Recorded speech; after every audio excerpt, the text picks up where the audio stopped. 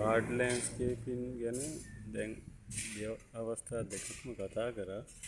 ඉතින් මේ වෙලාවේ අපි දකින්නේ මේ ස්ථානයට අපි කරපු සැලසුමට අනුව වැඩ කටයුතු කරගෙන යන එක.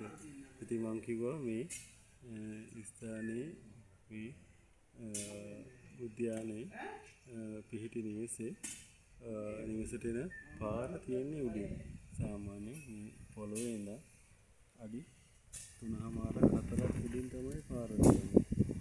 එතකොට සාමාන්‍යයෙන් මේ ග්‍රවුන්ඩ් එකේ මේ උද්‍යානයේ වතුර අපිට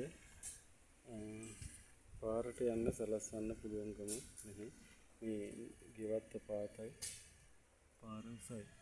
ඉතින් මේ වගේ ස්ථානවලත් අපිට උද්‍යාන සකස් කරන්න එන අවස්ථා තියෙනවා. ඉතින් මේ වගේ වෙලාවට අපිට සිද්ධ වෙනවා මේ ගෙවත්තට වැටෙන වැහි වතුර මේ වගේ සිලින්ඩර් ටිකක් දාලා වලක් හරි ගසලා ඒ වලට වතුර පාර වැහි වතුර පිරෙන්න ඇරලා ඒ සිලින්ඩර් එක තියෙන වල උතුරලා යන අවස්ථාවක් ආවොත් ඒ අවස්ථාවේදී මෝටරයක් ක්‍රියාත්මක වෙලා සම්මිසිබල් පම්ප් එකක් රෝටරයක් සහිතව වයින් වෙලාවක වැඩි වැහි වතුර පාරට පම්ප් කරන්න. නැත්නම් සාමාන්‍ය වැහි වතුරක් නම් භූමියට එකතු වෙන්න සලස්වන්න පුළුවන්. අපි මේ සිදුරු සහිත කොන්ක්‍රීට් වලලු දෙකක් තමයි මේ ස්ථානෙට යොදන්න කටයුතු කරන්නේ. ඉතින් මම ඔයාලට කිව්වා මූලික බිම් සැකසුම කියන්නේ මේ වගේ ලෑන්ඩ් එක සකස් කරගන්න එක, කපලා හදා ගන්න එක ලෑන්ඩ්ස්කේප් කියන වචනේ අර්ථය මේක. ඉතින් මේ ලෑන්ඩ්ස්කේපින් වල මූලික අංගයක් මූලික බිම් සැකසුම. මේ මූලික බිම් සැකසුමේදී අපිට මේ වගේ අතිරේක වැඩත් කරන්න වෙනවා. ඒ අදාළ ගෙවත්තේ හැටියට අදාළ උද්‍යානය සකස් කරන භූමියේ හැටියට. එහෙම නැතුව මේ වගේ ගෙවත්තක මේ වගේ උද්‍යානයක ජලය බැස යන්න සකස් කරන්න වෙනත් විකල්පයක් නැහැ, වෙනත් ක්‍රමයක් නැහැ. ඉතින් ඔයාලට වටින වීඩියෝ එකක් වෙයි මේක. මොකද සාමාන්‍යයෙන් මේ වගේ වැඩක් කරන එක තරමක් දුෂ්කර කාර්යයක්. උද්‍යාන සැලසුම් ශිල්පීන් හැටියට මේ වගේ වැඩක් ආවොත් අනේ මම දන්නේ මට බෑ කියලා අතාරින්න බෑ.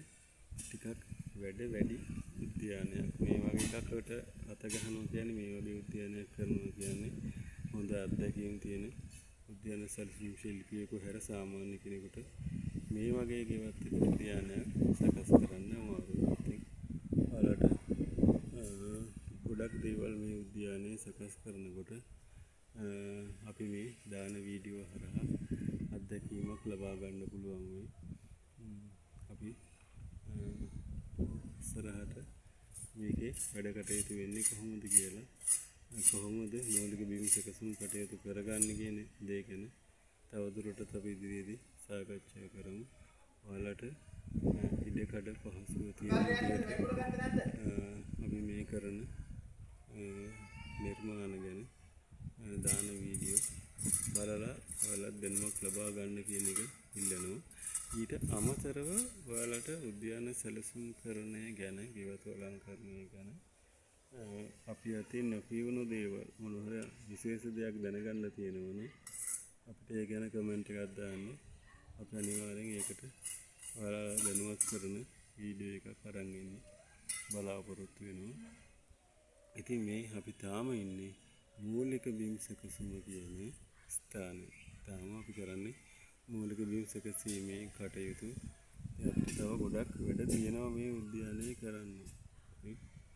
ඒ ටික කරගෙන යනකොට නැවතත් ඔයාලත් එක්ක මේ සම්බන්ධයෙන් දැනුවත් කරන්න, නිමාඩු වෙලාවක් තියෙන වෙලාවක මේක බලලා ඒ සම්බන්ධයෙන් අදහසක් දැනුමක් ලබා ගන්න කියන දේ විතරක් කියනවා. ඉතින් අපි ආයෙ වෙලාවක මුණ ගැහෙමු.